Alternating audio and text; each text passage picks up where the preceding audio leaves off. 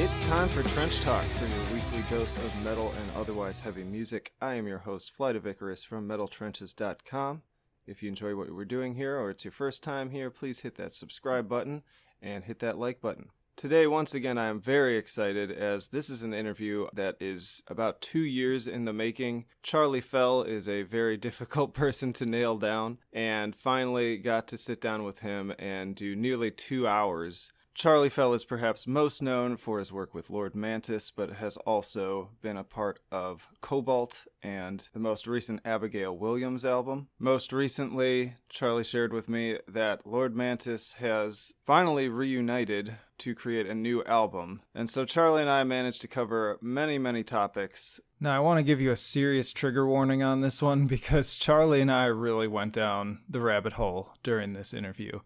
In addition to talking about reuniting with Lord Mantis, touring with Cobalt, and a number of other musical endeavors, we started talking about politics, various scene issues, Antifa, censorship, any number of really kind of controversial topics that you may or may not want to actually hear about. I've got a full kind of disclaimer down in the details in terms of my overall thoughts, and I just want to be sure to give you some options because I know I don't always like being force-fed political and ideological messages when I'm just trying to learn about music. So with that in mind, I did make a shortened 30-minute version of this podcast that you can check out, and that one is just all about the music. But if you want to hear what we have to say, and again, this is just two guys' opinions, bouncing them off of each other, not saying any of it's correct or really that any of it's correct. This is just our thoughts on those topics if you find that interesting. So, in any case, enjoy.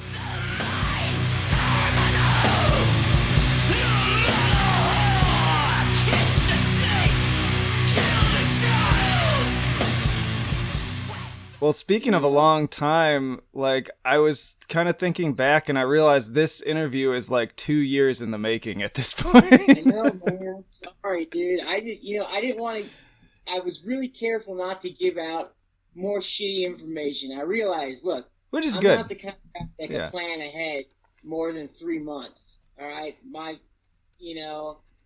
If you haven't realized by now, I am completely a agent of chaos at this point, and I don't know what the fuck's gonna happen. I'm leaving Denver in 2 days, going back to Chicago. That just happened. My last fucking month here has been just bananas. But this shit changes all the time. I'm like, all right, well, I can't fucking do an interview and then be like, well, this changed and that changed, and the people I'm involved with are also nuts, and it's like hitting a fucking fastball, dude. You gotta swing there.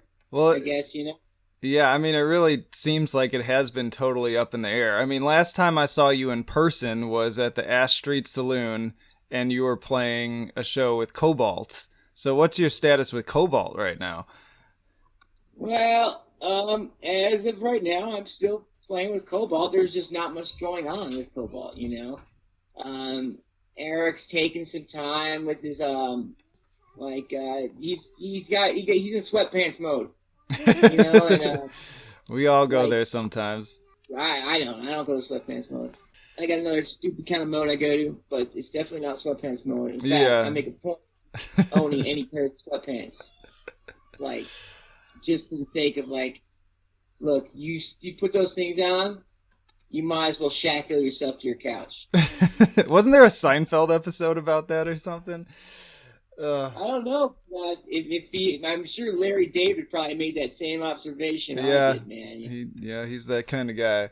So I don't know what Eric's gonna do, man. I'm sure at some point I'll do another Cobalt album.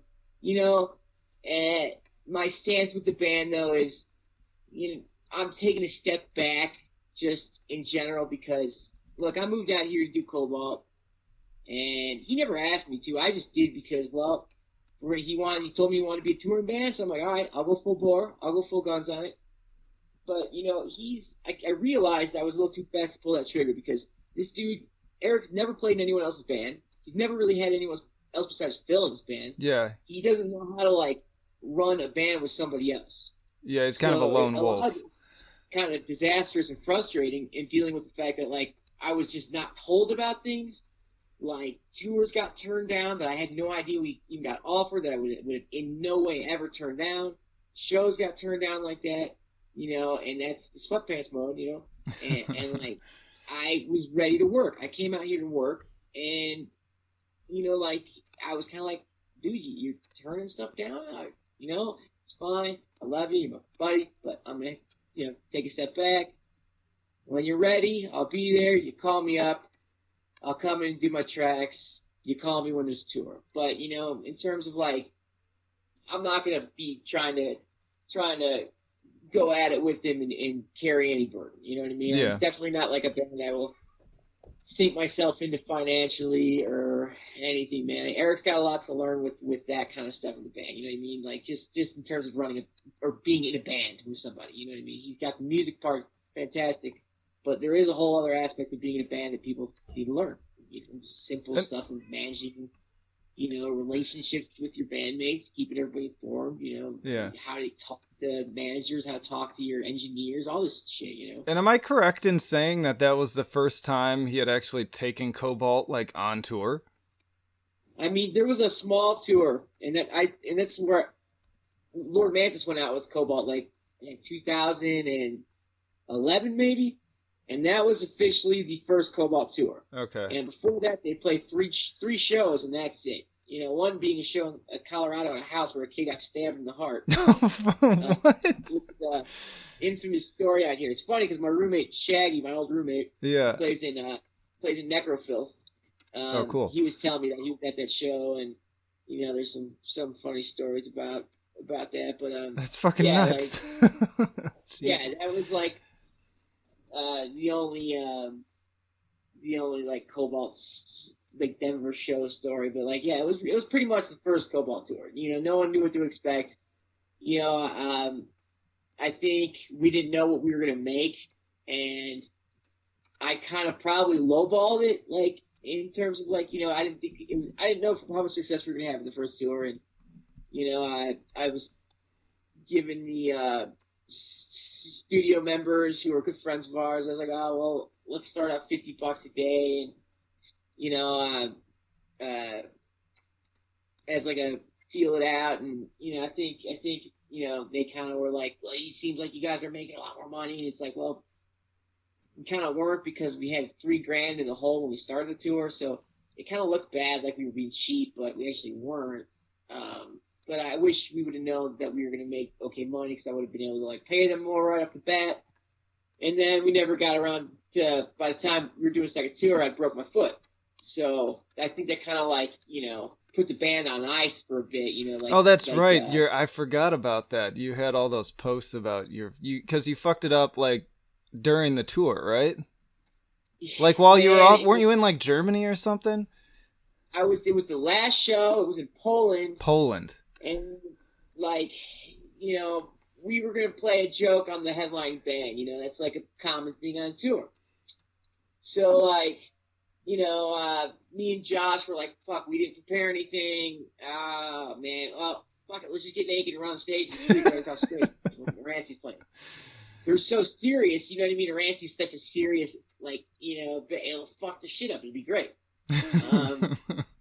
So we did that. Of course, Josh, like I look at Josh and like Josh is tall as hell, right? But like, you know, maybe it was the lighting or something, or it was cold, but he looked like he had the smallest wiener ever. Like he was small. And I was like, hey, like, look how small your wiener is, dude. You're so tall. How can that be? You're like 6'5". You look like Michael Jordan. How could you have like this itty bitty wiener? It's so weird. And he was like, fuck you, and like got kind of like bummed, and then I was the only one who did it, and I don't remember exactly. I keep on seeing. See, it's funny, man. 'Cause I remember it's like Memento, dude. Like my memories, you get little bits and pieces. like, yeah, it's fraction pieces. Because like I have memories of Eric looking at me and pulling my hand, and that's why I fell. And then I think Josh did too. like Josh was trying to make me stage dive, and there was like some really pissed off black metal guy that didn't think it was funny at all, but which made me laugh so hard because he was so serious, and he was like, "You're a bull, do not abuse me," you know, basically like center stage, arms crossed, testicles in his face, you know. I'm like tossing beers to people, and he just like made me laugh, and I think I might have fell over laughing at him and fallen on top of him, and then hit my foot. Like I went down, and I hit my foot like it wasn't even that big of a drop, man. Probably like 10 feet or something, maybe 7 feet, you know, reasonably sized drop, and I wasn't wearing any shoes, of course, and landed just like on it like that, you know what I mean? Ugh. And it just boom. And it broke in half, which is called a Linz Frank fracture, which I guess is like a cavalry injury. You know, people, if your foot got stuck in a stirrup, right? And the rest of your body went out the horse, and your foot was stuck, you know, that's how it would break, you know? Mm-hmm. So it was a real serious injury, and I had to get 3 different surgeries. I had steel rods in my foot. They were talking about amputating it and pulling it. Are you serious?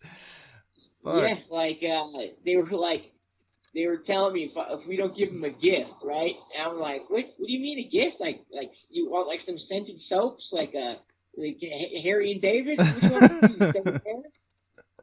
I was too out of it to understand. And he wants money. Okay, cool. We're gonna go to Berlin then. So we drove from Poznan to Berlin. And Eric and Jerome were so hammered, and Jerome was sitting there being like, well, I busted my foot on this tour. You don't see me fucking making a big deal about it, dickhead. You know, like, and I'm sitting back there, like, fucking grabbing his dreadlocks. You'd be like, shut the fuck up, dude. You have no idea how serious this is right now.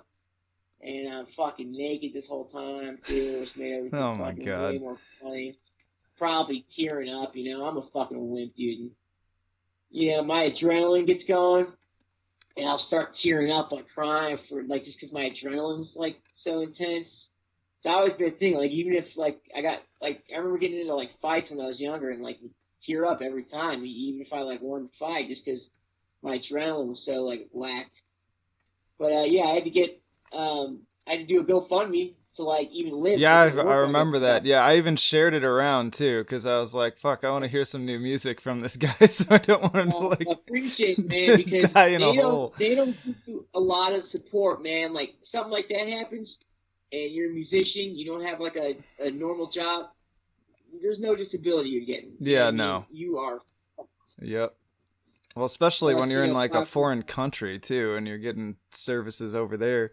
So in any case, that led to you having some downtime. So you started working on this project you had talked about forever. I hesitate to even say the name because I know you were having issues with that. So what's going on with that project? Well, here's what happened. So I was all ready to roll, and we were going to record it right after Man's Gin. But it just wasn't going to work out with doing 10 days for Eric and 10 days for me after. I was already, we were all going to be burnt out, so we decided to reschedule it. And when we rescheduled it, something got mixed up with money stuff, and I thought that it was canceled because we had to switch money around from my project to Eric's project just to like get a session paid for, and then the person's going to put more money back into mine. So I thought it was canceled, and it wasn't canceled, and I had to reschedule again, which is, I'm glad it happened because it's turning out that basically in that time, when it got rescheduled, I'm like, you know what, man, like, I have all these awesome riffs. It'd be cool just to bury the hatchet with Drew. Because at this point, I just miss the dude, you know what I mean? Like, I'm not angry about shit anymore. I just want to see my friend. Yeah. And absence makes the heart grow fonder. Like thinking about like Bill and stuff, and dude, when you're pissed at a dude and they die, and you never get to fix that situation, it just you realize the bullshit that you have with people, and that ultimately you guys like were tighter than two people could ever be. I mean, like me and Drew the reason we could hate each other so much is because, we had so much love in there too. You know what I mean? It was also like a strong relationship between us. And I haven't had that same reward of working with anybody else. Like, we just make the best music together, better music together than we will apart.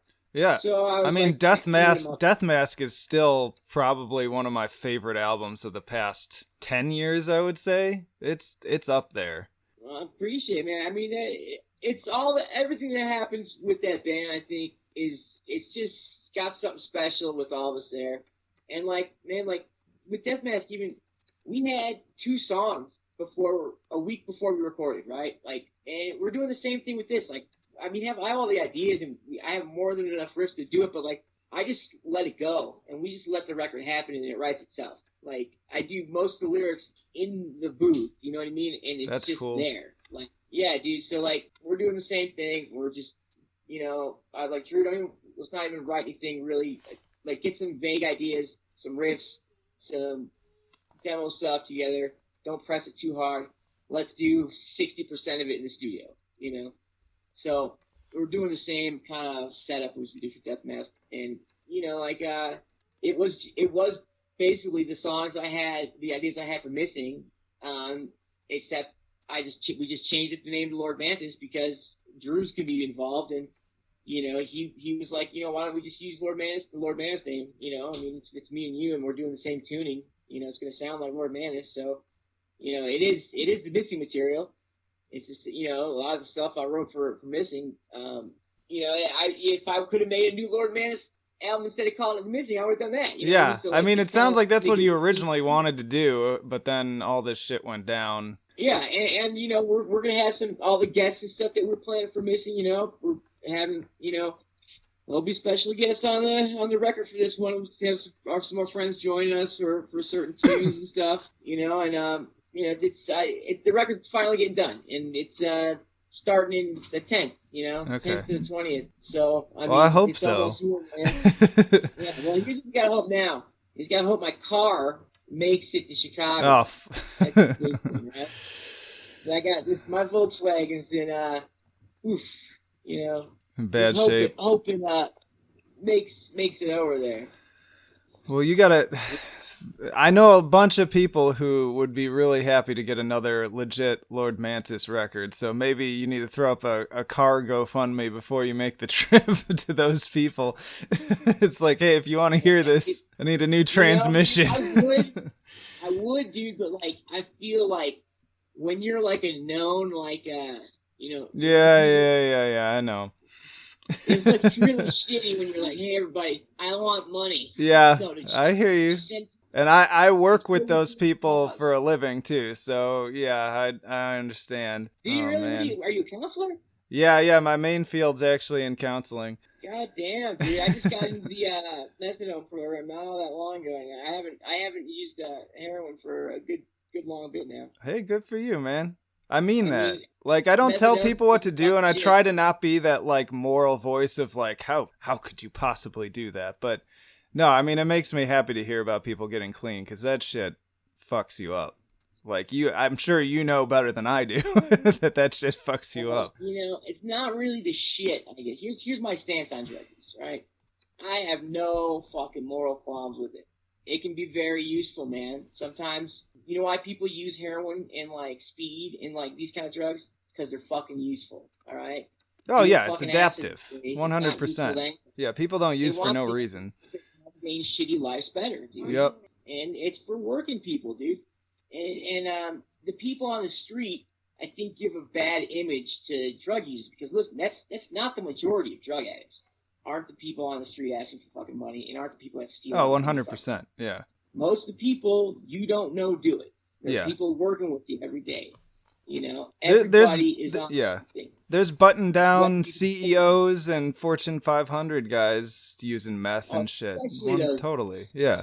Like those guys, I guess, like Wall Street's got like a huge epidemic of like, a lot of these younger Wall Street dudes now shooting up. That's the new drug and man, like some of that, like the fentanyl thing is like, this is why it needs to be legal. Okay, you wouldn't have the problem with these people who are so fucking blatantly greedy, don't give a shit about anybody's safety, giving people something they don't even know what it is.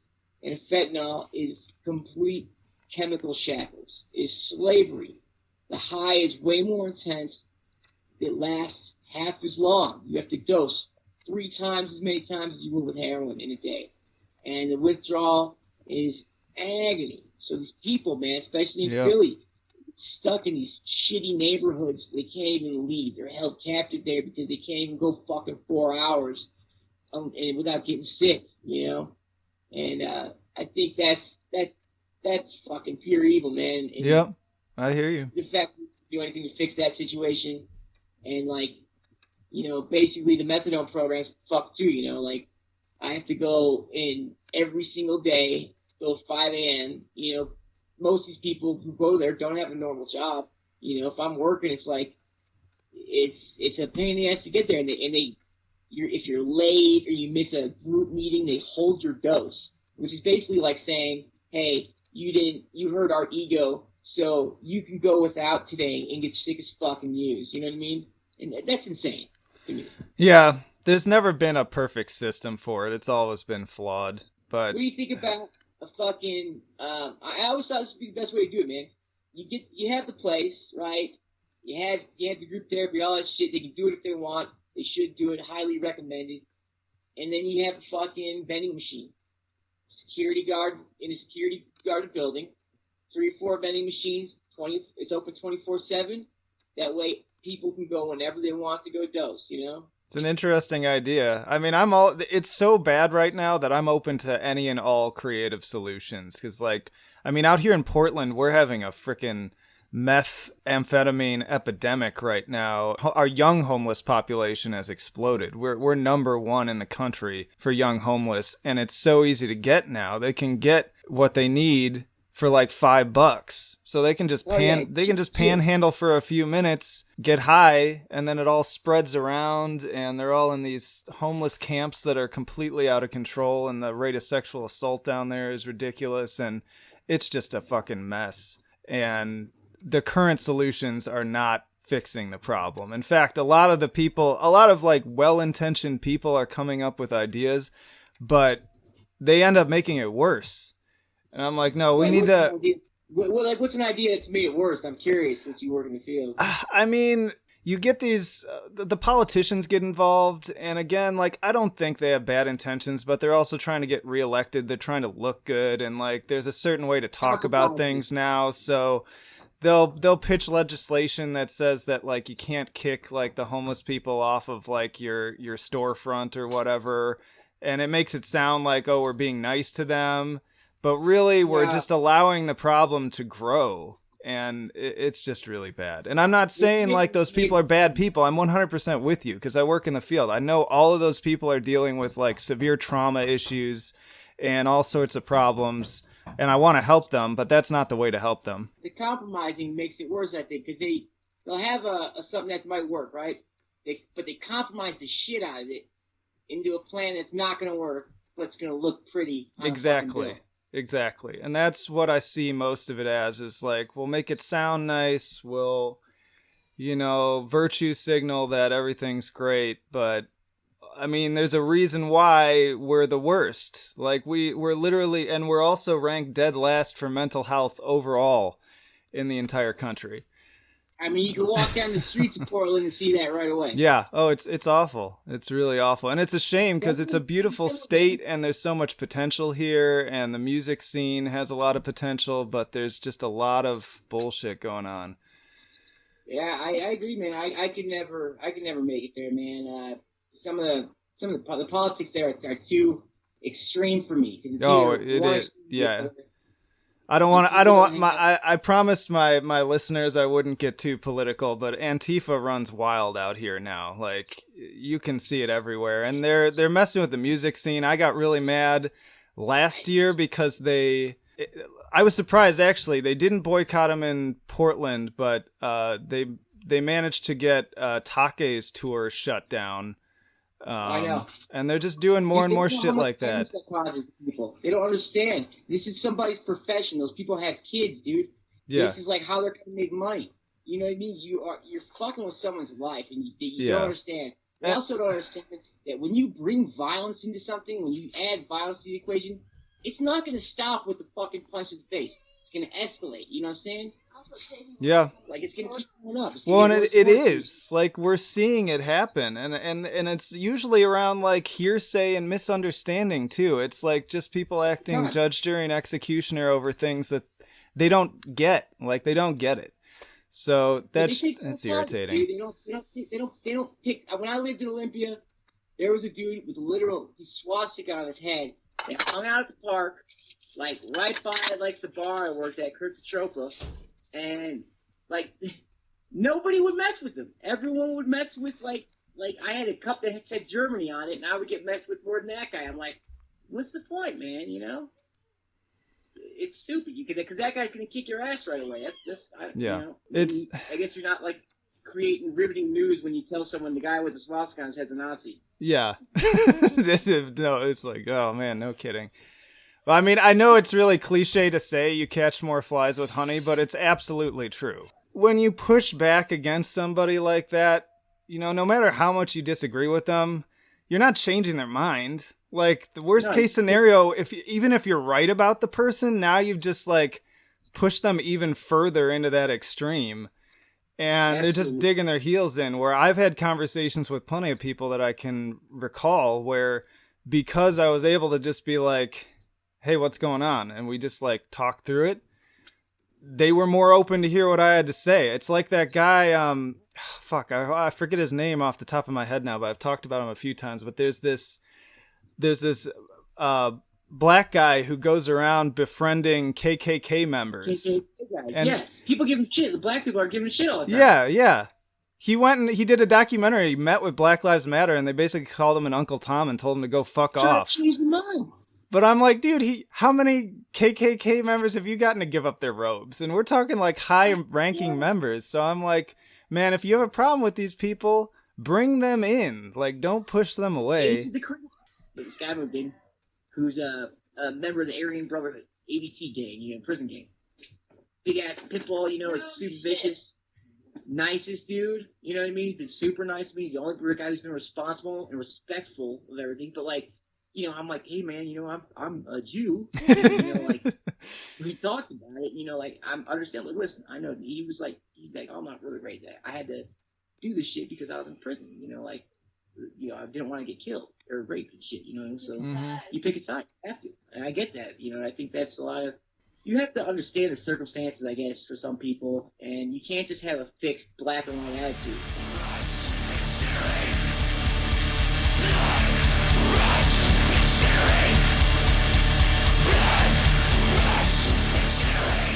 You had one choice when I was a kid. What movie you want? Never Ending Story or Star Wars? Yeah.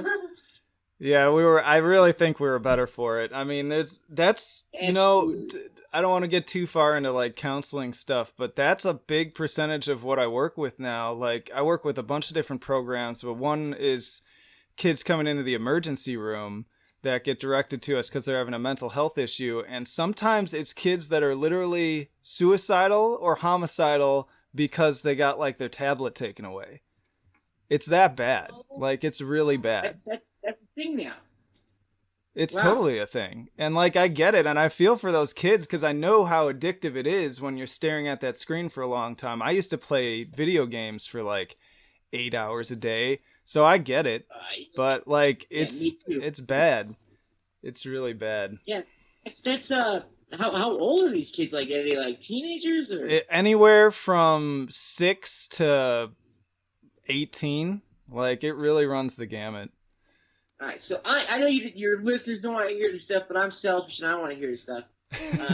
So, like, your exact job title, though, you're because I know all about this shit because, dude, I've been in counseling since I've been, like, 6 years old, dude. I was on every medication. You could Anafranil, Prozac, Seroquel, you know, Depakote, like, everything you can think of, man. So, you know, I had a history with having going to psychologists and, you know, pharmacy people and, you know, I forget what it was, psychologists and then psychiatrists, everything.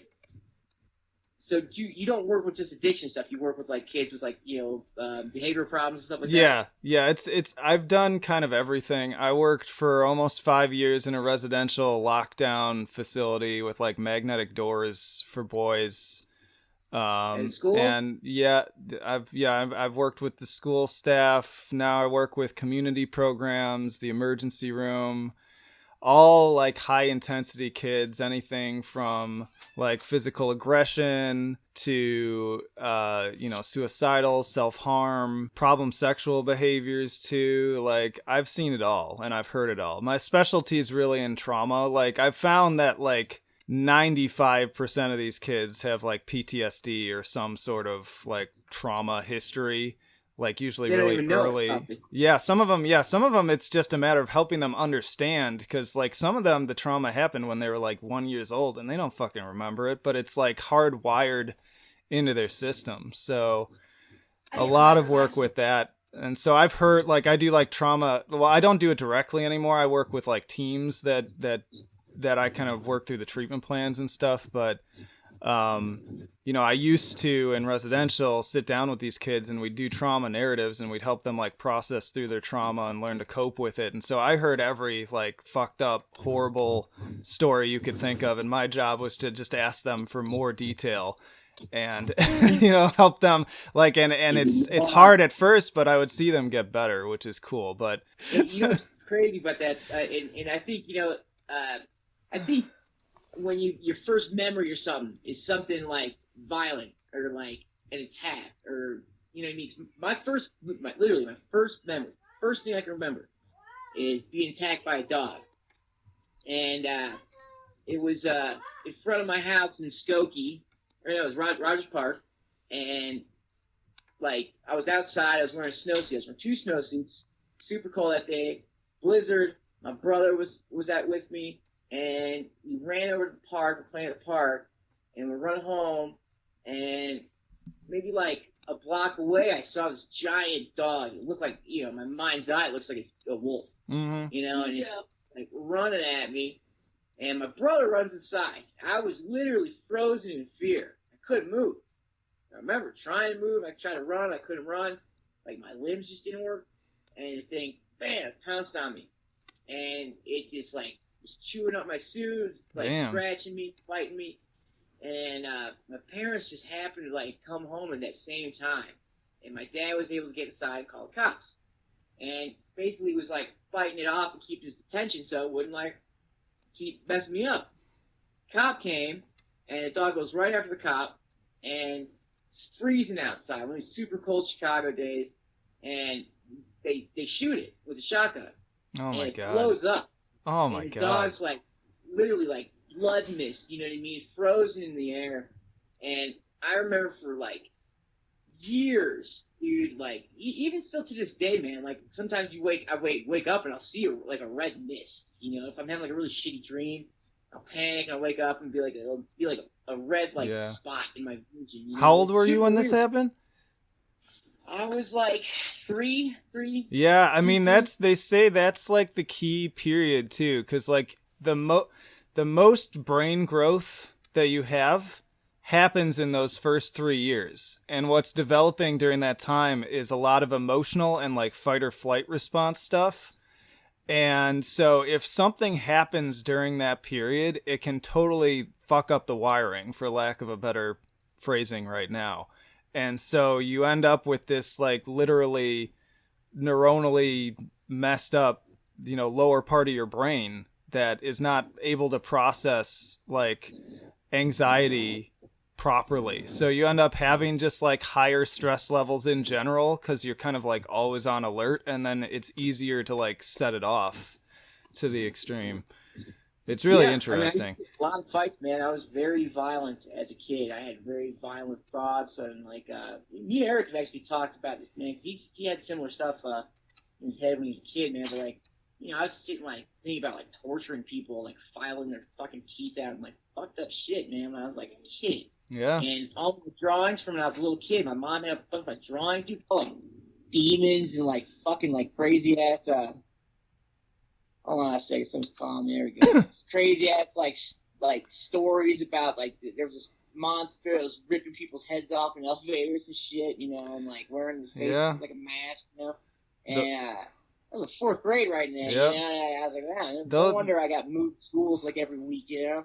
Those are the kids I work with. I think that's why I have like so much compassion for. Definitely have an effect on me long term.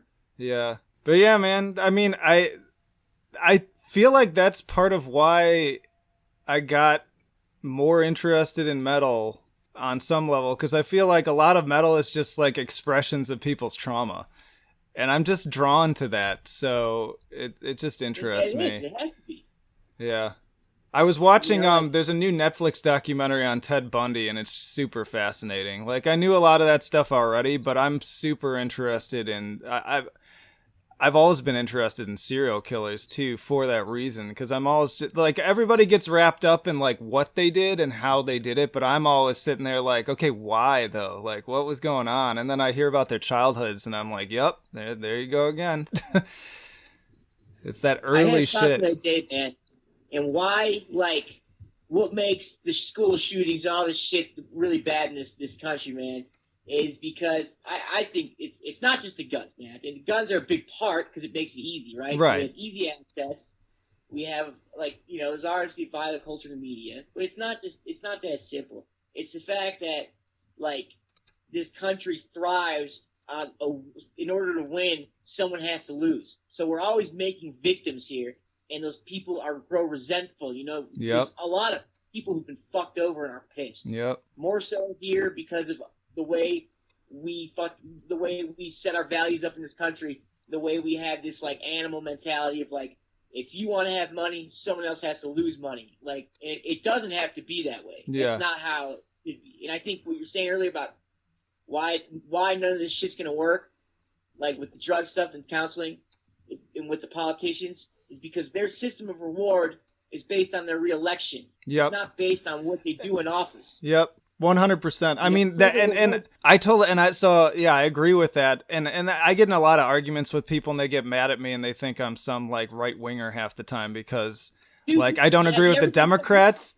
But line, man. Every time you post on social media, I'm like, yeah, he's got the right idea. Well, thank you. I try. You sound like a right winger these days, and so do I. I'm not right wing at all. I'm a liberal. You know? That's what I grew up with too. Like I grew up in a super liberal family. It's just that I feel like the liberal people I knew have like swung so far in the other direction that it's like I haven't moved that much. I feel like everybody else has. But in any case, like my point being that, you know, I hate when people are just hypocrites. That's my thing. Like, if you're going to, like, talk shit about, like, what the Republicans are doing, like, the Democrats are doing the same fucking thing. Like, it's the same thing. Like, they all want the same stuff. In fact, you can find video clips of them, like, flip-flopping all the time, depending on the time of day. And like you just said, like, part of it, the problem is the system, like the way the system's built. And I totally disagree with people who want to completely burn down the system, but I do agree like changes need to be made because I feel like it's not bad people. I don't really believe in the idea of like just evil, maniacal people. I think the system just corrupts and it creates that. And so like, especially here in Portland, like we have a super liberal government to a fault, I would say, and they're still all part of that system though. And they know that like the people in the area want to hear a certain thing, and so they just keep pitching those platitudes so that they get reelected. It's the same fucking thing. Like it's all irritating. But do you find it upsetting? I find it upsetting that like, you know, like these days I actually am almost being pushed like into being a right, like they won't let me be a liberal anymore. I'm not allowed to, and it's like, look, dude, like you've been excommunicated. You're alt-right now. I'm not welcome in Portland. It's like, what the fuck, man? Like, I thought, like, you know, I don't have any issues with people's morality is their issue.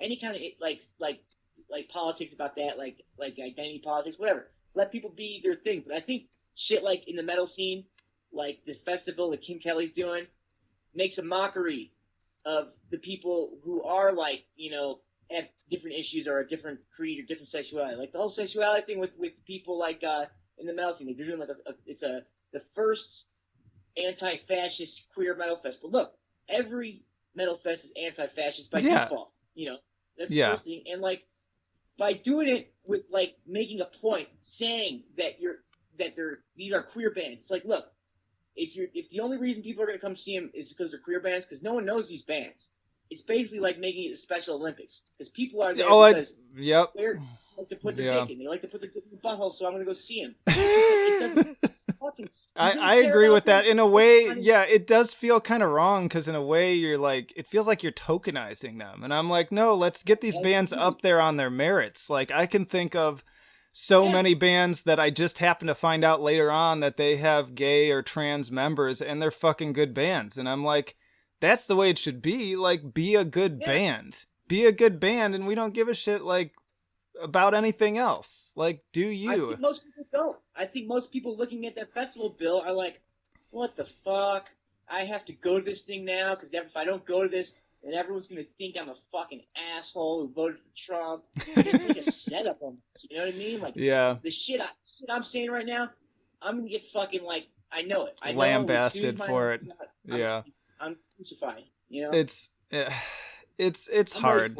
It's really hard. Like, I've tried to just be as like congenial about it as I can. Like, it used to make me genuinely angry, but I feel like I've tried to kind of move past that, and just, it goes back to what I was saying before. Like, and it goes back to what you were just saying, and all the way back to the beginning of our conversation is like, the more you push somebody and tell them how to think and how to do, like you're saying, you're feeling like you're being pushed into being a conservative. And I think that's happening to a lot of people, especially a lot of young people right now.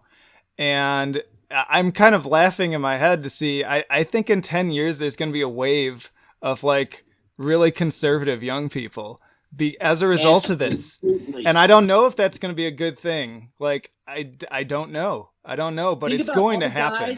Because online who have basically like said a girl was pretty on Snapchat, said a girl was pretty on Instagram, that girl shares his comment. Look at this asshole, called me pretty. You know what I mean? Like, I see that all the time when it's like, look, I understand when someone sends you a dick pic or something fucked up, man. Yeah. It's shame him, whatever. But, like, the guy just said you were pretty.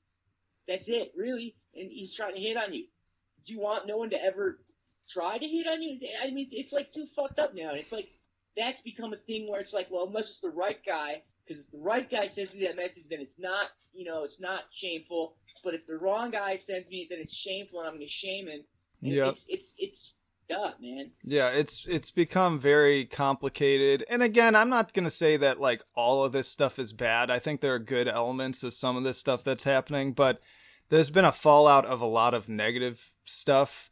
And I feel like if we just made it more about like, here's what we think is good, and like, let's push this good stuff forward, that would be great. But there's like some of that, but then there's also a whole lot of like, this stuff is bad and no more of this and it has to go. And people dig their heels in, like, especially young people.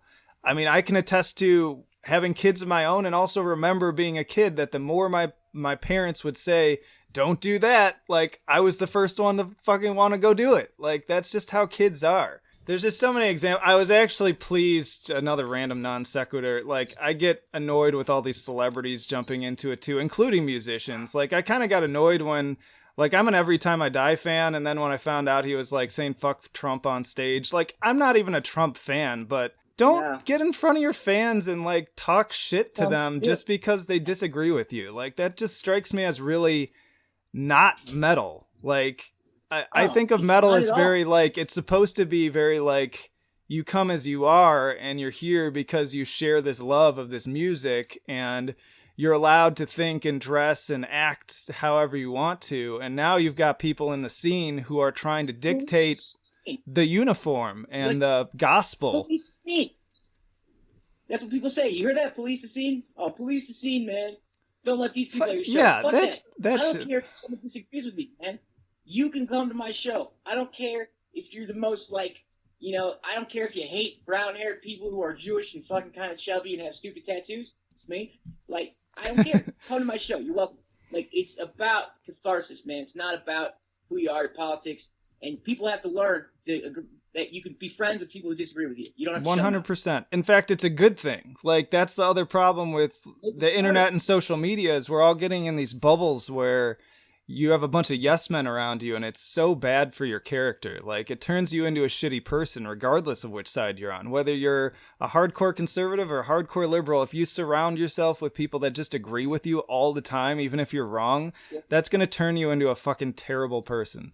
I've seen that happen, man. I've seen people go from, like, just like, same thing. Like, it's the sycophants and yes men, dude. Yeah. I think that spoils anybody, man. Too much good agreeability and good reinforcement in their life. Like, someone needs to be told that they suck once in a while. Yeah, I need to be shown, myself included. I tell people all the time, I'm like, if I'm wrong, tell me that I'm wrong. Like, tell me that I'm full of shit. Absolutely. Like, I need to hear that. Yeah. You're not an adult. If you can't handle that, you are not an adult, man. And it's the same thing with playing people in bands, dude. I'll never play with someone who can't accept, like, look, you need to practice a little bit more, get better, work on the metronome. You're not as good as you think you are. You know what I mean? It's like, let's get better. Be better yourself. Stop being a turd of a fucking human. Stop indulging every little fucking, like, instinct that you have. Stop placating yourself. Cast yourself into what you want to be, man. Like, it's like I beat myself up enough, to, like, without my fucking, like, faults and fuck-ups, dude, I would be a piece of shit still, But, like, you have to fucking, like, make those shitty decisions, learn from them, become better, fix your mistakes, don't be insane, don't be cocky, fucking, just try to be even keel, and you'll be all right. Yeah. And again, you let those people in and you befriend them, you have a better opportunity. Like, the more isolated someone is, the more they become like the Unabomber. Like, those are the people you need to be scared of. But, like, if these people have a community of people and maybe they have shitty ideas in their head to begin with, but the more they hang out with people, I mean, it's called cognitive dissonance. The more you have one idea in your head that you think things are one way, but then you're surrounded by all these people that think differently, and you start to, like, listen to what they have to say, eventually you can't hold both of those ideas in your head anymore. And that goes back to the dude with, like, collecting the KKK robes. Like, that's what happens. These people have these fucked up, shitty ideas in their head about black people, and then here they have this cool as hell black guy in their house just hanging out with them and their family and not telling them what to do and not screaming in their face, and eventually they can't keep that same shitty idea in their head. It has to go. And I see that happen all the time in my work and just with people I know. And so I have a positive outlook, but, like, sometimes it's hard because I see so much toxic shit happening. Stupid. People are too lazy and people are too stupid. Listen, man, most people aren't that smart. Most people want the easy thing. They want to be told what to do. It's just like with bands. Most people don't seek out. There's like your 5 people that listen to metal that, like, in each town that will go and see the new band that nobody's seen yet, not caring what anyone thinks about him, and they'll be like, that band was great. They'll be the first ones to say that. Then your, like, hardcore showgoer will start going, and then the sheep follow. You know what I mean? Yeah. Like, people need to be like, is it okay to do this? Is it okay to do this? Before they can do it. Most people need that. Most people are followers. That's true too.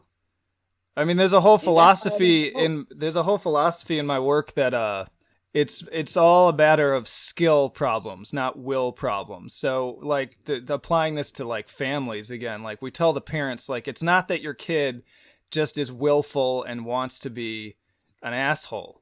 It's that they have some skills that they don't know how to manage. They either don't know how to manage, like, all the emotions that they're dealing with. They don't know how to voice their concerns. They don't know how to, talk to adults. They don't know how to talk to their peers. So it comes out in these really negative ways. But if you can figure out what that skill deficit is, then, you can help them. And I feel like that falls into what you're saying is they need to be told. They need to be taught, like, how to do things the right way. And once you teach them how to do it, it can get better. I mean, prime example, I will never forget this one kid I worked with. I have a couple in my head all the time, but there's one kid who, like, just worst of the worst behavior-wise, would just get into all these extreme fights, would strip naked and, like, threaten people with, like, that he was gonna, like, rape them and stuff, and would even, like, throw feces and things like that. And we did a lot of trauma work, a lot of different therapy over several months, and he was getting better, but he was still having the problems. And we finally just took a step back and we're like, what's really going on here? What is he trying to accomplish with these behaviors? And when it really came down to it, we were just like, this kid just doesn't have any social skills. Like, he wants to have friends, but everyone thinks he's weird for obvious reasons. They don't want to talk to him, and he doesn't know how to talk to them. Nobody's taught him how to do that. And so I sat down with this kid for week after week, and we literally just took things that you take for granted, like, how do you introduce yourself? How do you start a conversation? How do you maintain a conversation? How do you know what you're interested in so that you can have a conversation about that? And we would, like, memorize the steps and role play and drill, and he'd have homework, and the behaviors disappeared. It was almost like magic. Like, it was really crazy. Like, the simplest thing sometimes can fix some really extreme problems. Speech therapy, like, shit like that, man. I had to have all that. I was, the same thing, dude. Like, I was in, I don't know if you ever heard of Three Springs. It was a program they used to do in, like, the Ozarks. You go push a fucking cart full of water in the fucking mountains, then they give you, like, a little bit of sugar if you behave well. You know, one of those programs, like, Outward Bound kind of thing. Yeah. You're like, fucking, all right, I was in, like, 2 of those. Then I was in, like, juvenile detention, like, boot camp. And then I was just in juvenile detention. And I saw a lot of that shit, man, And Yep. I had the same thing when I was younger, man. Like, when I was, like, 7, 8 years old, I had to do speech therapy. I was weird. And all I can express to people was anger. I didn't know how to do anything else. I got in fights every day. And, basically, yeah, I had to learn how to talk, how to look people in the eye. They'd tell me stare at their nose, And it's needed for some people, man, but people don't understand because most people think that, hey, if I don't have this problem, then it doesn't exist. It's like, that's basically like saying, Yeah. well, if I'm not black, then you're not black. Yeah. But you know what I'm saying? Like, people who don't get it, they don't understand that mental problems are real fucking problems. Yep. Now that I said that, I want to ask you, man, what is your stance on, like, the whole, like, addiction is a disease thing? Because I think that's a load of hogwash. I have really mixed feelings about it because in general, and I think this goes across everything we've been talking about, I think that the more you put an idea up on a pedestal and preach it too much, the more it starts to exacerbate the problem. Because people, it's kind of like that South Park episode, if you've ever seen that one, where Randy thinks that he's an alcoholic, and he wasn't. Like, he got in trouble for drinking, but once he got taken to meetings and got this idea in his head that he's this alcoholic, he, like, becomes completely codependent, and he, like, shaves his head, and he, like, can't leave the house, and he can't do anything. And I'm like, this isn't me, like, saying that, people aren't legit addicts and alcoholics, and that you can't have, like, there are definitely people out there who have that level of a problem. But I think there's also a lot of people who have, yes, problems with it, but maybe not to that degree. But then they get this idea in their head, and it becomes like this schema that they just function on. And so it gives them an identity, yeah. I think. Yeah. They want, a lot of people want like the girl that lived here initially, this chick, she was a juggalo. When I first moved in, there was juggalos here. That's fucked up. It's fucked up, man. I moved in with juggalos. That's how desperate I was. But this chick, she was telling me also she was an addict and all that shit. And I'd ask her, like, well, what were you at? How many doses? What was your use like? And she would be like, wouldn't know the answer, and it's like, was lying. And it's like, every day she had a new problem. And I'm like, oh, Chris, you get in a lot of trouble, and seems like you're getting in this. And it's like, you want to have these problems. They're not even there. You're making them up so you have something to talk to me about, because you don't know how to talk. And you hit the nail on the head right there. Like, one, you identified that there's not really the problem that they're saying is there. And more importantly, you identified the skill that was falling behind there. Like, she wanted to, like, have a conversation and be the center of attention and feel important. And those are all good, valuable things. But maybe she just doesn't know how to do that any other way. And so and I've worked with plenty of people like that too, and met people like that, where it just seems like they're so desperate for that and they don't know how to do it. So they have to concoct all these like crazy stories and crazy problems and make people feel sorry for them and all that kind of stuff. And, you know, that falls into mental health, that falls into politics. Like, I get mad when we elevate these ideas into politics too, where I see plenty of situations where people I knew who were perfectly happy and felt comfortable, felt safe, and were making something of their lives. And now that like there's this new messaging in the air about how they should feel about something and how they should think about something, they're fucking miserable. Like, they're fucking miserable now. It's like stalled their progress. And I'm like, you were happy. Like, you were doing good. Like, and again, this isn't me saying that like there aren't things happening now that don't have value. Like, I'm glad we're finding people in Hollywood that are fucking scumbag rapists and taking them down. But That's it's great. causing problems, dude, and other things. People want it. They're like, well, this is going on with everybody, so... Yeah, it I gets must have had this generalized. problem. That's the problem. It gets generalized too much, and it becomes this like thing in the ether that's just floating around, and that aspect of it is bad. Like, again, I'm glad that we're catching people that are genuine scumbags, but at the same time, we need to figure out how do we balance that with not turning everybody into fucking anxiety People need to be allowed to prone. call bullshit. Yeah. And it's not that they're lying and making things up. It's that they're literally remembering it in a different way. I brought this up a lot during like the Kavanaugh hearing stuff too, because our memory is shit. Like, people need to understand that our memory is shit. And it's especially bad if you have Shit trauma on the history floor. and high anxiety. That all goes out the window. That's the first thing to go when the cortisol starts flowing. And it sucks though, because I've worked with many legit sexual assault victims, both male and female. I primarily worked with males, and it feels like nobody gets to talk about that too. I've worked with so many young teenage boys that have been raped and molested. It's the worst to Like, see. yeah, it's It's insane to see. terrible. It's terrible. And I feel that's part of what the movement makes me upset about now is that You get laughed at. yeah, now it's like the boy who cried wolf, and everyone's becoming so cynical that when the real shit happens, we're not going to know. We're not going to know what's real and what's not. Yep.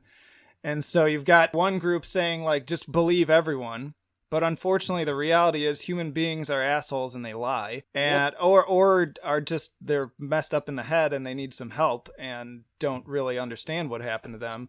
And then you've got people on the other side too far in the extreme that are just saying, well, all these people are full of shit and none of this is actually going on. And that's bad too. And I'm like, fuck, man. Fucking for everyone too. You know, I think like 75% of people have it wrong. You know what I mean? Like, just kind of have the idea fucked up in their head. But like, yeah, it's a huge problem because people their lives are getting ruined over this. You know what I mean? It's a really fucked up situation that people actually need to sit and think about instead of just agreeing with what their party agrees with. And just being like, okay, yeah, this is how the liberals are doing it. This is how the feminists are doing it. So we're just going to be like, yeah, you go, girl. Me too, you know? Like, and it's like, no, critical thinking is now being seen as, like, bad somehow. And I'm like, no, we need that. It's so... Well, and that's, like, the key, too, to, like, how a lot of fascist societies were actually built is they basically took away the public's ability to think critically about things. So I feel like this should go without saying, but for anyone listening to the recording now, because of how things are, to say, like, if you've been sexually abused or raped or something horrible has happened to you, I feel for you and you should get help and you should talk to people about it. So I'm not here to, you know, talk shit on people who actually have been through some horrible experiences, because Lord knows I've worked with many of those people and know a lot of them in my personal life. But it needs to be like, there needs to be a rule of law, there needs to be critical thinking, and there needs to be discussion, because other people, like, there's been cases in the recent last couple of years of people getting their lives completely fucked up over false accusations, and it was proven true, and all people remember are the initial story about what supposedly happened, and then there's like a tiny retraction later on that nobody knows about. Like the decapitated story. Yep, yeah, that's the prime one in the metal scene right now. I mean, there's been a couple, dude. There's also a couple ones where like guys have been brought out that like, yeah, these were scumbags. And you know, with the guy, I think too, man, like you saying, dude, like, yeah, it isn't. I'm not trying to talk shit on here either. I'm just saying the same thing. Like, I'm just people have to think, and every case needs to be treated as its own thing. You know what I mean? Yeah. Like, it happens. Yeah. And it's shitty for dudes too, man. Trust me, there's times when, you know, guys go home and we're like, fuck, man, well, I didn't want to do that tonight, but I just did, and, you know. Yeah, I've been in situations like that too. Yeah, man, me too. I've definitely, you know, put my face in a few places I didn't want to. You know, and I woke up and called my brother and be like, dude, could you give me a ride, man? I need to get home. But yeah, it just feels so backwards in so many ways. In fact, when the whole situation went down where Take's tour got canceled, I wrote an article because I was like, you remember when, like, you know, it used to be the stuffy older people that would, you like Twisted Sister. There's those famous court hearings with, like, you know, they had Dee Snider in the courtroom and a bunch of other people, and they're all talking against people like Tipper Gore. Yeah, and Tipper Gore. Yeah, and like the Nancy Reagans and all that. Like, it used to be those people trying to censor music, but now it's like these young liberal Antifa people, and I'm like, what happened? Like, how did this happen? Like, do they not see that? It's like, do you not see the irony in that you guys are now like the Tipper Gores and Nancy Reagans of the music scene? Like, it's fucking insane. It is. Rockers censoring themselves. Yeah. They want to fucking. It's like if we had Slayer arguing against Twisted Sister, being like, guys, you really need to extreme role models. You know, we're supposed to be role models. Oh my gosh. Like, listen, like we're saying, metal to me is supposed to. I like it when it comes from people that are real, kind of fucked up, and they're it's all coming from like themselves. Yeah, it's different traumas and stuff. Like I was saying, I loved how, you know, Hoist made a couple of statements after the first time he got in trouble because of the thing he did in Germany, and then later on he made another statement, and it was really good. Like, I like how he put it, and he was really clear to say, like, look, we're not fucking Nazis, but black metal's always supposed to be dangerous. Like, this is supposed to be extreme, dangerous, provocative music. But yeah, you know John Negermans from Usurper? He used to play Knock Mystium, the live band during like the Addicts tours or the Assassins tours, and he was on Doomsday Derelicts. He had a band called Usurper, dude, and that was like the most Hesher of Hesher bands to ever play. Like, the very typical South Side or Chicago, you know, like tough as nails. You know, the dude worked on skyscrapers, blue collar guy, woke up every morning, you know, did half an 8-ball in the morning, another half the thing, you know, had pounded 2 old styles out of his kegerator, goes to work, works on a skyscraper, comes home, goes to a show, drinks 30 more beers, Jesus, you know, goes back to work, is the, you know, just the ultimate, like, what we thought a metal dude was in, like, he's Lemmy. Yeah, it's funny because if Lemmy was around now and he was new, Lemmy wouldn't go anywhere. Lemmy would be boycotted, you know?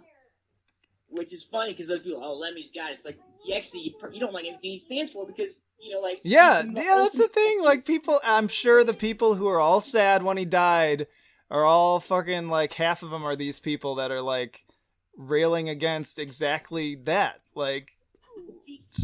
He's the icon of what he's exactly. They hate Pantera. You know why they don't like Pantera?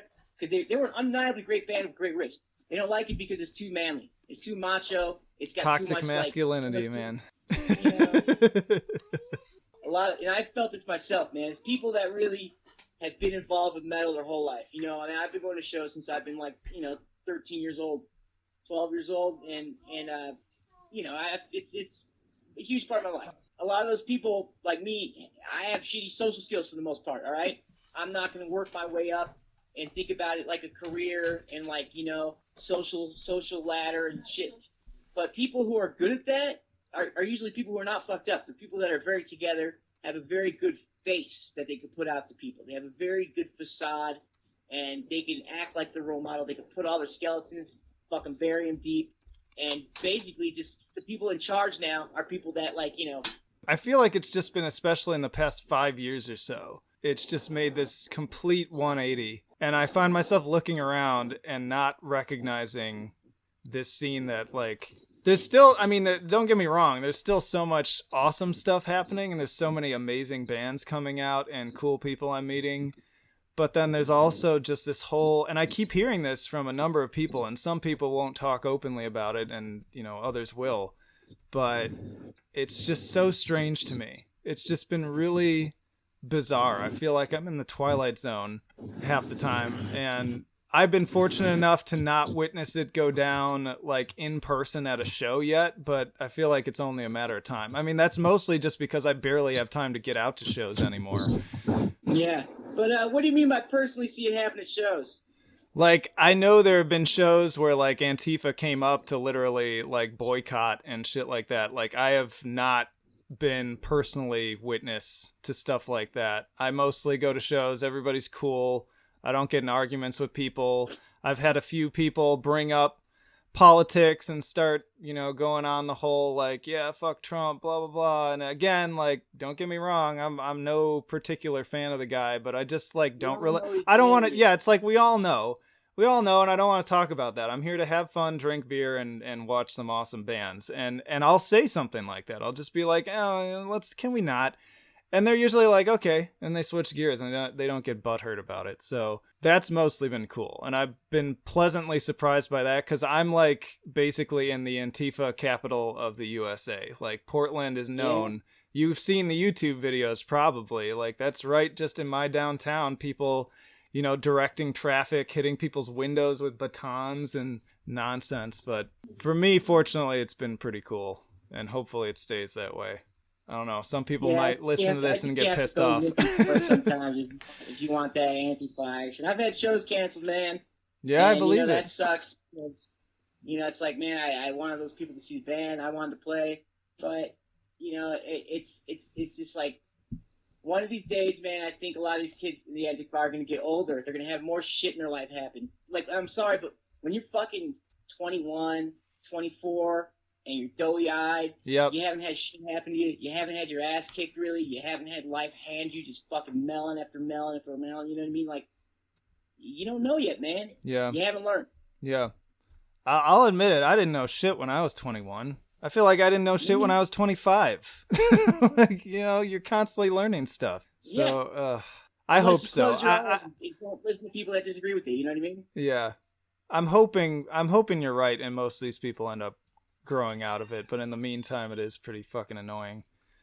But yeah, it gives them all home. Yeah. You got any questions about the record though? Yeah, man? I know. We should probably switch gears back to that. I think with how long this is, I'm gonna have to do like I'll cut down like a 30-minute version more focused on the music for like the full podcast, and then I'll post like a full version of it for people who want to hear the whole thing. But yeah, I like interviews where people talk about real shit. Yeah, no, yeah, me too. Expecting me ever die, but man, like, hey, but 2 years in the making, make it a long one. It's all right with me, man. I like talking. Yeah, no, it's worth it. No, it's been cool just chatting too and catching up, and just it's nice to hear from people that have similar opinions to mine as to what's actually going on. It's vindicating. Although again, I'm happy to also hear out people who disagree with me on it. But most people probably disagree with us, man. I think like we're like considered the assholes in a way. Yeah, it's fucked up. Yeah, apparently. Although when I talk to people behind the scenes and I like message with people and it's not being recorded and stuff, a lot of them agree with what we're talking about here. They just don't want people to know about it, and I get that. Worried about their careers in music and this shit to say. Yeah. That's fucked up, man. So I know there was a lot of shit that you hated about being in Denver. Were there any things about Denver that you really liked in terms of the scene? Any particular bands that were really cool or people that were cool? Well, man, I would say that the scene is probably the strongest metal scene in the U.S. right now. I mean, like, how many bands from Denver were in every top 10 list the last couple of years, dude? I mean, it's and they keep coming. I just interviewed Noctambulous, and their new record's fucking amazing. Those guys were great, man. That was one of the bands that I saw, and I didn't know who the fuck they were at all. And they ripped, man. They reminded me of Apricot when I saw them live. We talked a lot about Ulcerate when we were going through it. Like, that was what it reminded me of. But they seemed super cool, and then they said all sorts of nice shit, of course, about Ethan McCarthy. I don't think I've ever heard anyone say anything negative about him. I don't know. Ethan is one of the few real smart, real sweet, fucking great dudes. I mean, I have nothing bad to say about him either. Both the McCarthys, man, they're not related, but, Shane too, man. Like, all the guys that traveled with the Cobalt band, dude, they're family to me, you know what I mean? Like, I've anything that I've got from Denver, meeting those dudes, being hooked up with Shane, John, Ethan, that's probably the best thing that's come out of this, some really good friendships. I met some other really cool people, there's, I think, a lot of just awesome bands down here. A lot of people like, are involved in playing music. The problem with the Denver scene, I think, is that there'd be even more fucking bands, but there's no infrastructure. Like the huge lack of infrastructure here in terms of like practice spaces and warehouse space that could even be turned into practice space. There's not a lot of like resources for bands, but like in terms of like just good bands, I mean, there's definitely places to play and bands to get on shows and people come out, man. I've never seen a town where so many people come out to shows just even for bands that are small. All right, so I really do need to get back on Lord Mantis here for sure. I did have a question before we get into like what's planned for new material and kind of what to expect. I was curious what happened with I know the guy from Indian was doing vocals for them on the last EP. So what happened with that? Well, Dylan's always been Dylan's like I mean the closest thing I've had to like a big brother in the city, I mean I have an actual brother, but Dylan's kind of more of a brother than he is sometimes.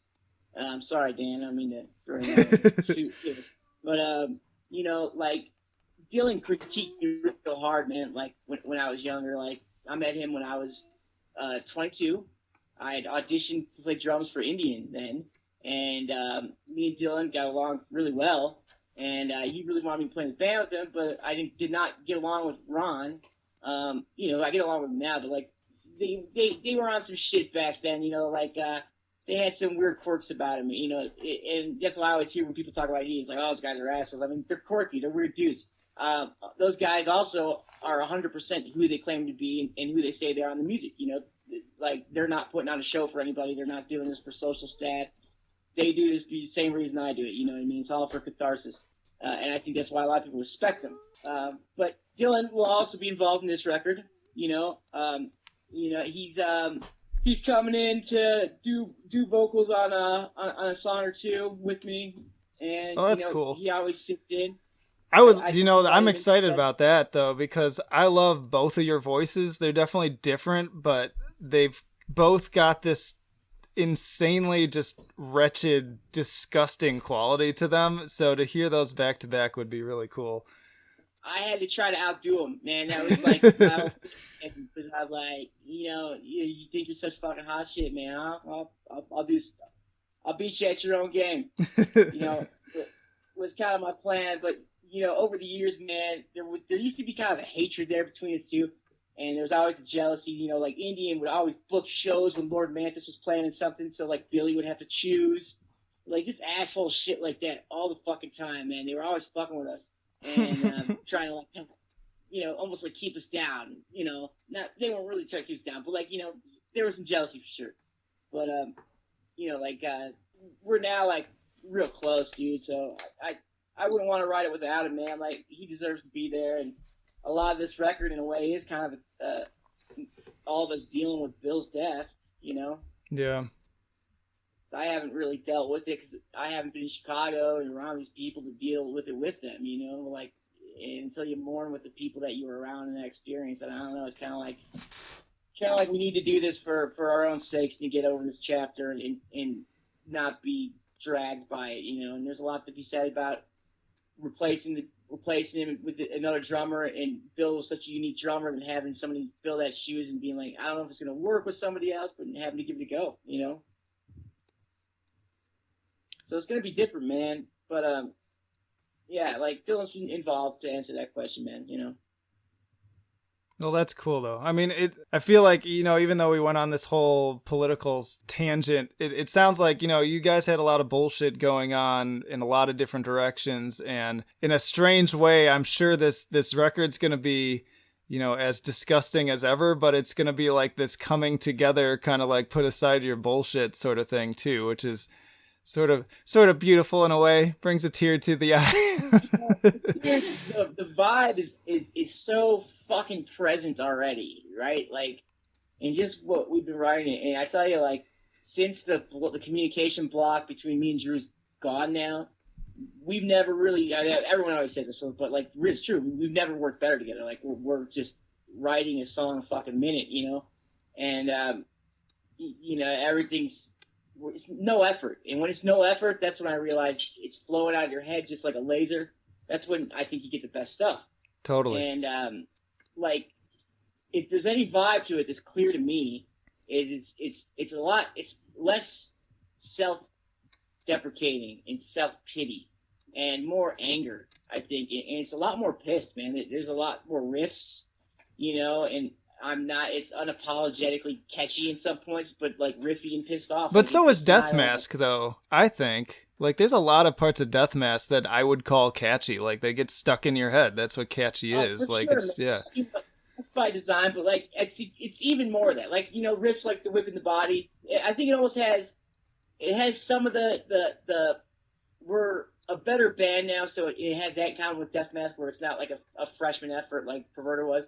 But almost has more like riffs like Perverter in terms of just like it's its own thing, but like it's just more angry, man. It's definitely more pissed, being off heroin and shit, not feeling like as a sad sack dude. I mean, that has a huge thing with the record, Mm-hmm. I liked what I heard from the demo, and I remember you sent me some stuff again like 2 years ago that I liked what I was hearing too. I also got a kick out. I remember you were writing a riff and you posted something about like, is this a Lord Mantis riff, or is this like a Korn riff that I just ripped off? We have the basketball test, man. So actually, there's a thing, right, where if you could bounce a basketball like this dance, do that, it's gotta go. Oh, man. Yeah. I don't want to see anybody doing that. That's funny. Is that anybody in the band starts wearing fucking basketball shorts? So. No track pants allowed. Well, unless I'm wearing them. That's pretty funny. All right, so what else? What else can we expect in terms of lyrical themes? Well, you said you write most of that in the booth, but I don't know if you've had any sort of conceptual topics come into your head at all. Yeah, I mean, there's definitely lyrics already in my head. That is. That's coming together, And a lot of the lyric concepts, man, just come off of weird things, man. Like, I was reading an article about, the Kensington neighborhood in Philadelphia, right, which is like one of the most fucked up, like, heroin neighborhoods in the world. And, like, last year they had 143, like, deaths in one day, right? And this dude put out this shit called Santa Muerte, right? 'Cause they got, like fucking brand names in Philly for their dope, which I think's sick, I was kind of be like, it's designer. I gotta get some, You cut that out, right? Never mind. But, like, fucking people were dying on this shit, right? Yeah. 140 people died. And people were saying that people were acting fucking crazy. Like, they were coming out of, like, their Narcan. Like, you seen someone get Narcan before, man? They come right out of it. And people were coming out of it agitated. And people were scratching at the air in pain. Right? And just the name of that fucking stamp, Santa Muerte, and kill 140 people, that's nightmarish. Like, you know what I mean? If that doesn't represent, like, the fucking follies of our fucking humans, you know what I mean? Like, yeah. I don't know what does it. In a way, capturing that is, like, capturing that Santa Muerte, scratching at the air in pain. I mean, that's, like, where, that just idea of someone scratching at the air, like, coming out of being dead and like whatever they saw for them that was so fucked that they're trying to grab at literal air. That to me is like a good topic or a good vision to write. But we always do a movie, you know what I mean? We always have a movie playing for each record. So we're watching Bad Lieutenant a lot. Oh. You know, Harvey Keitel. That's a good one. So, yeah, man, it's just like, I think there's always been a sci-fi element to a lot of Lord Mantis records, man. In a way, like, it's kind of had like a David Cronenberg vibe.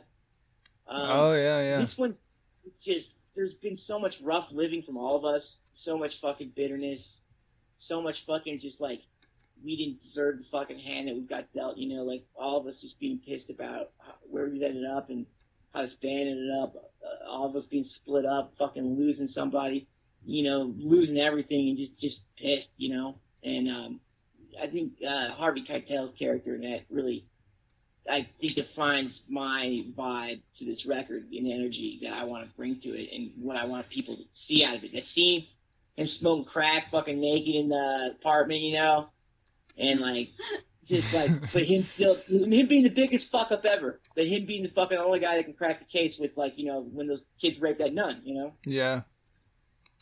That's interesting. Yeah, like, you know, I hear so many bands talk about like what movies they're inspired by, and it's always like I can't count how many David Lynch conversations I have, and don't get me wrong, I'm a huge David Lynch fan, but it's kind of nice to hear somebody bring up something totally off the wall. I've yet to hear somebody say, yeah, this album's inspired by Bad Lieutenant. It's something different. I mean, look at that poster, dude. You know, if that fucking poster doesn't inspire like some just fucking like dog eat dog kind of fucking like worldview and something that really represents the times that we're living in, and just like fuck your fellow man over, all these victims from school shootings and shit. Yeah, fuck them. You know, we don't care about kids. It's basically what everyone's saying. Yeah. People don't want to admit it. Look, it's not my kid, and that's basically what everyone says. Not my kid. I don't give a fuck. And yeah, because we're like so numb to it now that you almost have to think that way, like just to get by. Because you'd become a fucking basket case if you had to think about all that shit all the time. Yeah, we're making a fucking country full of serial killers. I heard you on that. Like, especially, it's just this fever pitch of anxiety right now, and it's not good for anyone. No, it's all leading up to something. I think. You know, I don't think we're in for good times ahead, dude. You know, especially with the technology coming out. Are you telling me with the way that this system's set up, and then we're gonna get AI involved and cut 30% of the jobs, that they're gonna fucking look out for those people? No. Fucking broke. Yeah, we're on the verge of some. I try to be more of an optimist, and I think there's a road through. It's just a question of if people are going to be willing to come to the table all together and figure it out. Because I think it's solvable problems, but not the way that we're used to solving them. Like there's, like you're saying, like the AI thing is huge. Like that's going to change the entire workforce, and it's going to be a big deal. Yeah. Capitalism has to change. Fundamentally, our country has to change. Like, people are going to have to admit that, look, this doesn't work for everything. This system's not going to work for that. It won't. You know what I mean? Yes, it inspired fucking innovation when we needed it. But when that's around, we're not going to need the inspiration because it'll do you know what I mean? It's going to do the inventing for you at a certain point. You know, like, it's just, what then? Yeah, What will be our fucking reward? I think our reward has to go back to the days of, like, things that, like, you got rewarded for just being fucking honorable and glory. Like, kind of like old fucking samurai shit in a sense. Like, old code, you know what I mean? Like, the code of just money is not going to work. That's why I fucking hate rap music. All it talks about, you know, the money thing. It's just like, it's just a fucking idea. Someone sold this on you. You're being someone's bitch by believing only in money. You know what I mean? Yeah, that's true. It's fucking crazy. It really is an interesting time. I was watching Joe Rogan interview Elon Musk, and it was really interesting to hear this guy who's clearly on a completely different wavelength than anyone else talk about all this stuff. and be scared of it. Yeah, because he genuinely, like he said, that was like the one thing he said he was really concerned about was like AI stuff and like where that's all gonna go. But all right, we're off the record again. So back to anything else you want to share in terms of the stuff record? Yeah. Well, I want to share that the lineup, so everybody knows, since there's no confusion.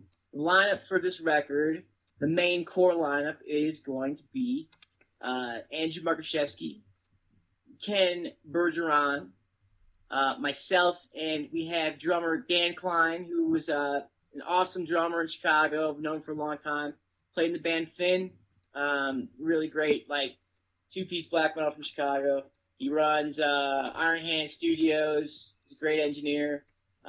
So that's who we're having. We feel like he fits in with the whole, not message of the band, 'cause we don't really have a message besides just feel it, you know?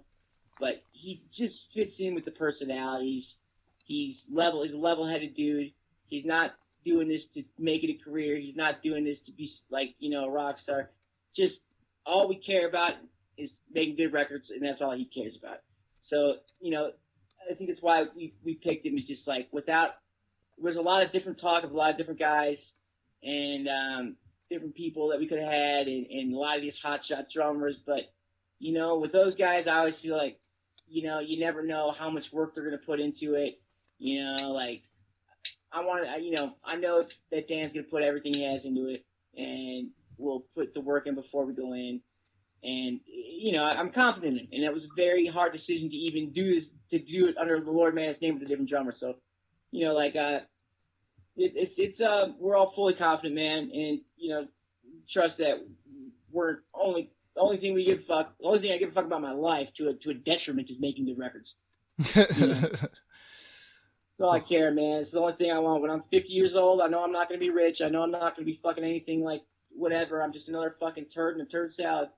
All I want is a good discography. That's it. Well, you've done a good job so far. Like, honestly, when I hear your name attached to something, I'm immediately like, I'm there. I'm on board. Like, I was not even remotely a fuck, why am I blanking on the name now? You played drums for Abigail? Abigail. I was not remotely at all an Abigail Williams fan, but then I found out you were going to be on that album. I was like, well, guess I'm getting that album now, and this is going to be my entry into the band.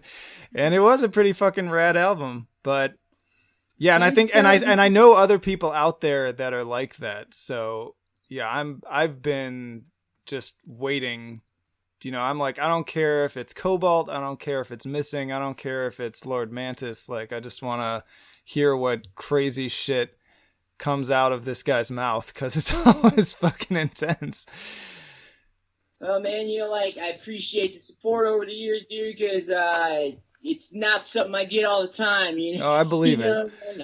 Sometimes I feel like, you know, like the Public Enemy #1 in the metal scene, so, you know, like, you know, just you know, like, Blake's got into obscurity and I've taken his place. Well, you know, by default.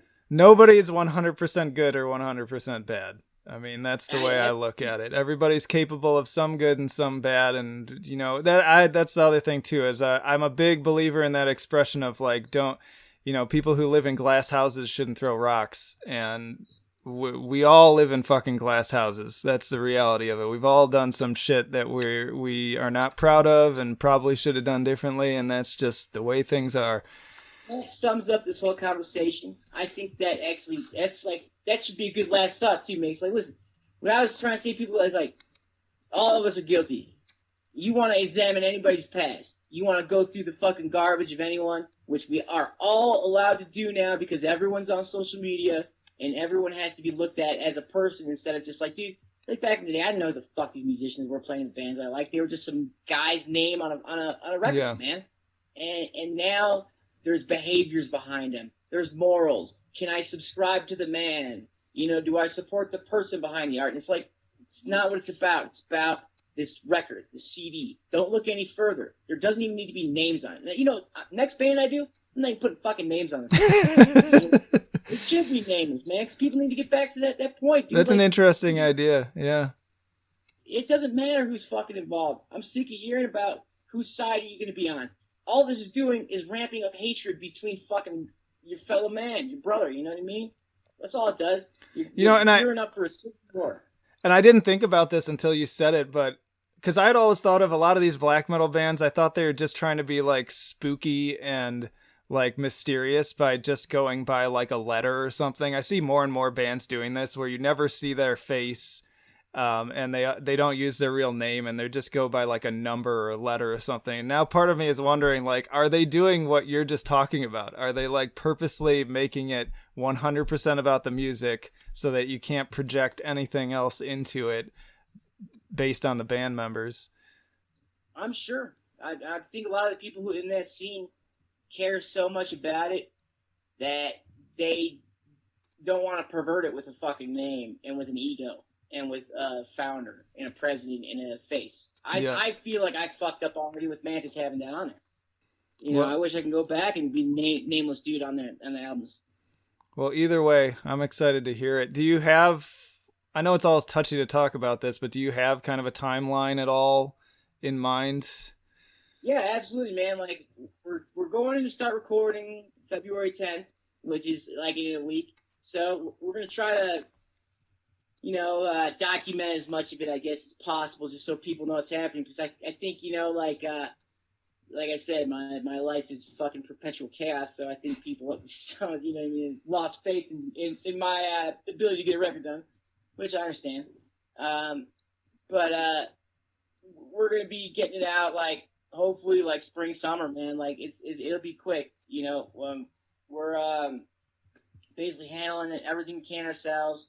We haven't decided on anybody for artwork yet, man. But, you know, as usual, you know, like, we're definitely, it's all, every detail is important to us, man. So, like, you know, pure thought goes into all of it. But I want to share with you, too, so you know, I've been sketching you the whole time. What? Sitting there. Oh, fuck. Yeah. It's not going to look like you,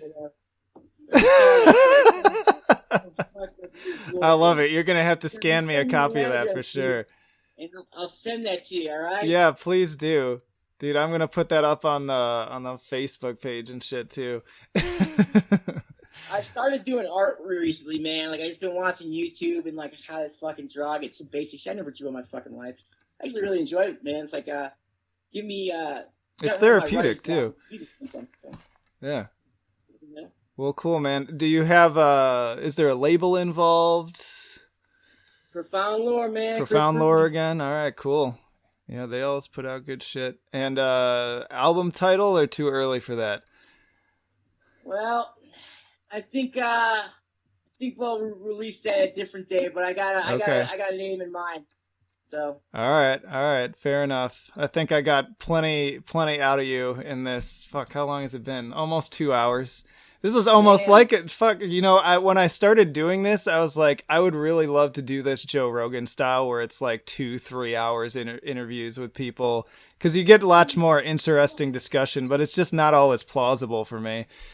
Not with everybody. Some people can do it, man. Some people have like a talk. I mean, I'm a talker, man. Like, you know, I'm Jewish. It's part of it. And, you know, it totally is, dude.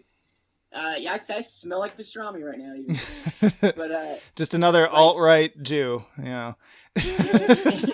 Some people, man, like, some people can do it. Some people can. Actually, I love the Joe Rogan show, dude. I think he had the best, my favorite, phrase of this last year, in which he quoted what was it? Recreational outrage. So, oh yeah, that was a good one. Yeah, he's had a few that he threw out there that I want to like make posters of. I swear to God. More people should listen to that dude. He's a smart dude, and I think people just write him off as a fucking meathead. Yeah. And a right-wing guy. And it's like, look, he's not a right-wing guy. He's not even remotely right-wing, is the funny thing. He has such a wide variety. He has like a wider variety of people he interviews than probably anyone else I know. People he disagrees with all the time. Yeah. Yeah, he got into an argument. He was talking to his fellow comedian buddy Nick DiPaolo the other day, and they got in a big argument over political stuff, and then they were fine. Like, that's the way it should be. Fuck, man. Yeah, you're not gonna burn his house down. You're never coming on the show again. Yeah. Police will see and kick the guy's ass. Yeah, he doesn't need. You don't need to dox everyone. I'm gonna go because I gotta piss. All right, I man. will catch you later, man. Thanks for the talk. Yeah, Appreciate it, thanks for man. giving me so much time. Have a good one. Later.